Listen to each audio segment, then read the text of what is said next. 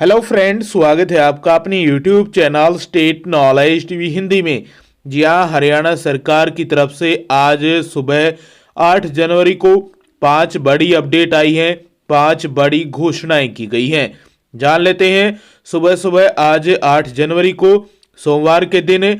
आगे भी आप हरियाणा सरकार की हर घोषणा, फैसले, नियम, निर्देश, आदेश, योजना या हरियाणा के हर डिपार्टमेंट की हर खबर जानना चाहते हैं तो स्टेट नॉलेज टीवी हिंदी को सब्सक्राइब जरूर कर लीजिएगा।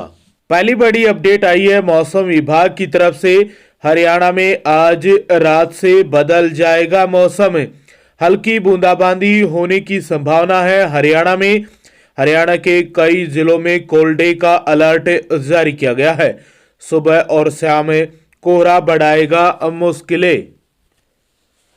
हरियाणा में आज रात से मौसम बदल जाएगा। मौसम विभाग ने आशंका जताई है कि पश्चिमी विक्षोभ के सक्रिय होने से यह बदलाव देखने को मिलेगा। हालांकि इसका ज्यादा असर सूबे के दक्षिणी और उत्तरी जिलों में ही दिखाई देगा। इन जिलों में रात से बारिश के आसार बनेंगे। अन्य जिलों में हल्के बादल छाए रहेंगे। मौसम विशेषज्ञों का कहना है कि 10 जनवरी को इस विक्षोभ के आगे निकलने के बाद फिर से सूबे में कड़ाके की ठंड और कोहरा बढ़ जाएगा। सूबे के 5 जिले ऐसे चिन्हित किए गए हैं जिनमें घने कोहरे और कोल्ड डे का अलर्ट जारी किया गया है। इन जिलों में अंबाला, यमुनानगर, कुरुक्षेत्र, कैथल और करनाल जिला शामिल हैं। इस वजह से कोल्ड डे जारी किया गया है। मौसम विशेषज्ञों का कहना है कि प्रदेश में पिछले 14 दिनों से कोल्ड डे का अलर्ट जारी है। वायुमंडल में कोहरे की मोटी परत के कारण धूप भी सतह तक नहीं पहुंच पा रही है। हालांकि अच्छी बात यह है कि दक्षिणी जिलों में 1-2 दिन में कोहरे की परत छटने के बाद सूर्य के दर्शन लोगों ने किए। सुबह का अधिकतम तापमान 9 से 15 डिग्री सेल्सियस और न्यूनतम तापमान 6 से 9 डिग्री सेल्सियस के बीच दर्ज किया गया है। आगे कैसा मौसम रहेगा? मौसम विभाग के अनुसार पश्चिमी विक्षोभ के गुजरने के बाद फिर से हवाओं की दिशा बदलकर उत्तरी हो जाएगी और प्रदेशवासियों को 11 जनवरी से कड़ाके की ठंड का फिर से सामना करना पड़ेगा। घने कोहरे के साथ ही दिन और रात में ठंड का प्रकोप बढ़ जाएगा। मौसम विशेषज्ञों ने आशंका जताई है कि ठंड का सेकेंड टर्म भी लंबा खींचेगा।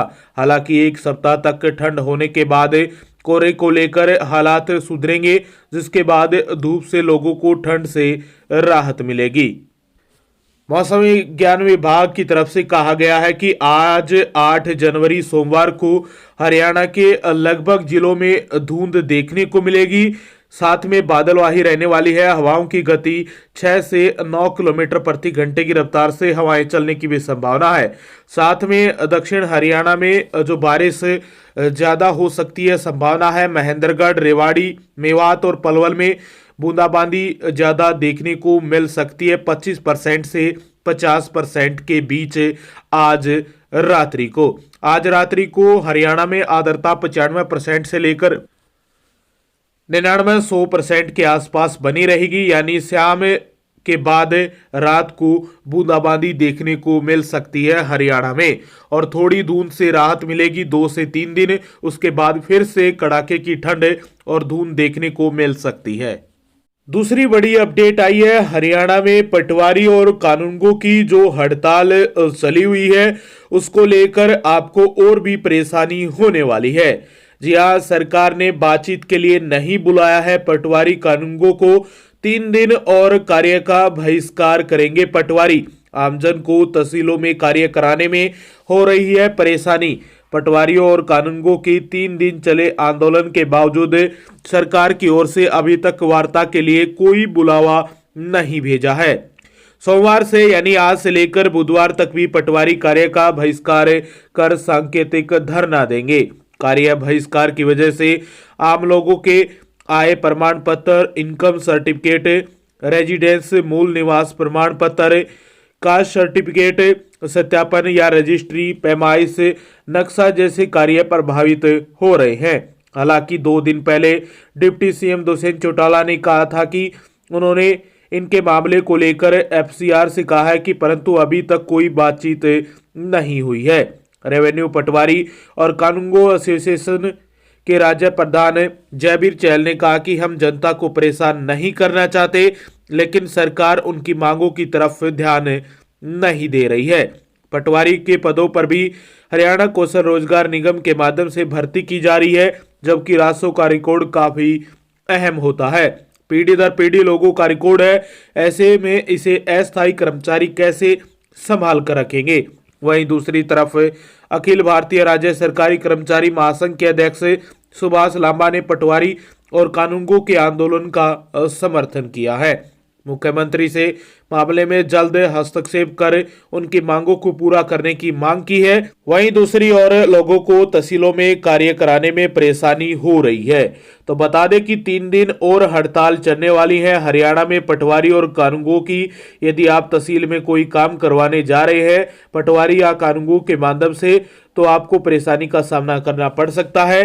जब तक हड़ताल चले, जब तक आप तहसील में ना जाए तो आपके लिए अच्छा होगा, क्योंकि हड़ताल जारी है, आपके काम होने में देरी हो जाएगी।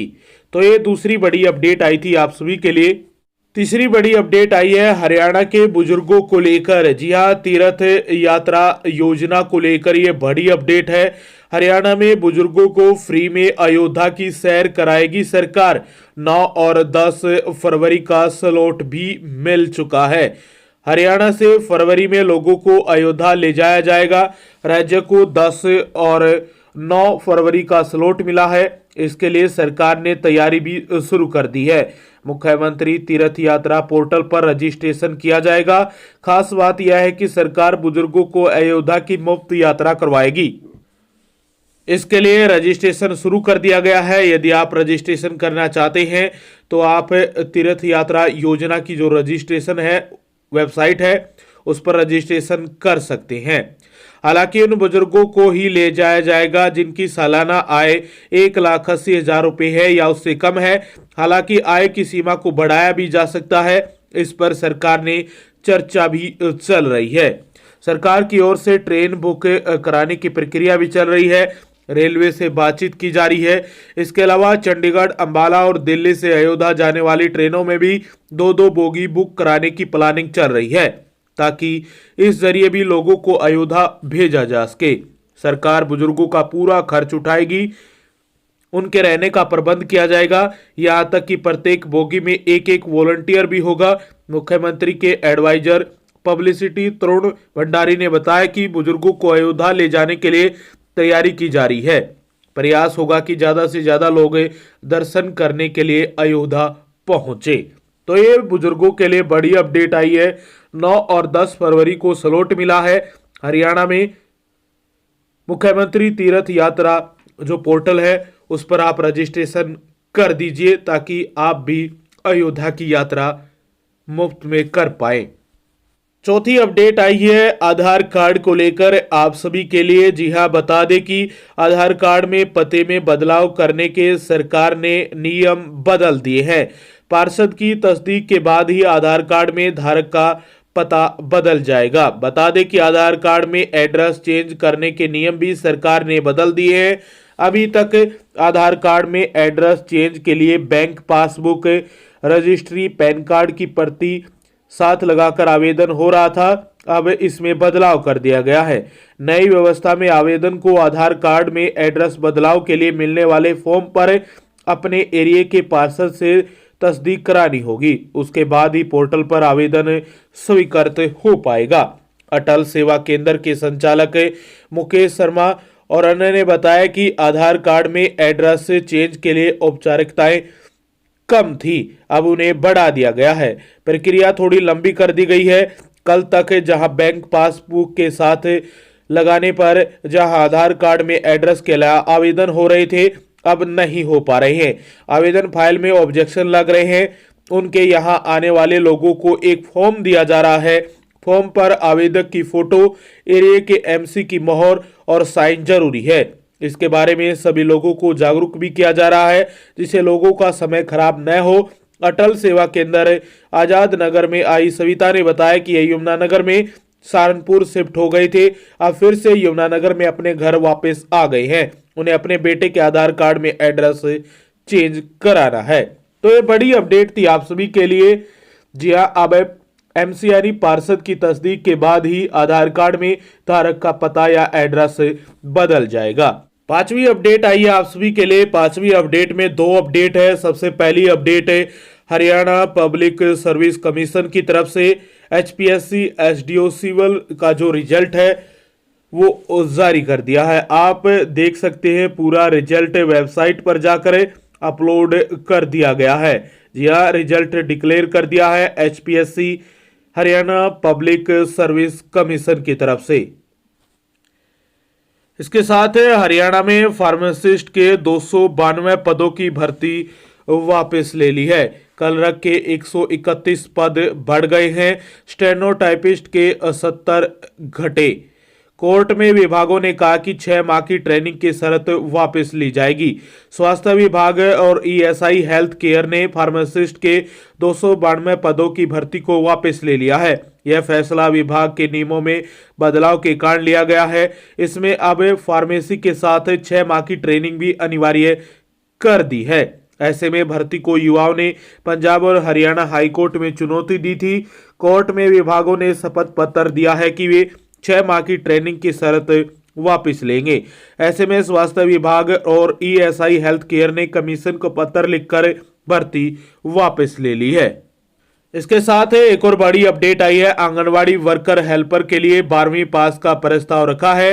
राज्य में आंगनवाड़ी कार्यकर्ताओं और सहायिकाओं की शैक्षणिक योग्यता में बदलाव की तैयारी चल रही है। इसे लेकर महिला एवं बाल विकास विभाग की ओर से प्रस्ताव बनाकर सरकार को भेज दिया गया है। यदि सरकार की मंजूरी मिलती है तो प्रस्ताव के बाद मंजूरी के बाद कार्यकर्ता और सहायिकाओं की शैक्षणिक योग्यता 12वीं पास तय कर दी जाएगी। तो ये 5 बड़ी अपडेट थी। 5वीं अपडेट में 3 अपडेट थी। आगे भी आप जानकारी लेना चाहते हैं हरियाणा सरकार या हरियाणा के विभाग की हर खबर सबसे पहले जानने के लिए स्टेट नॉलेज टीवी हिंदी को सब्सक्राइब जरूर कर लीजिएगा।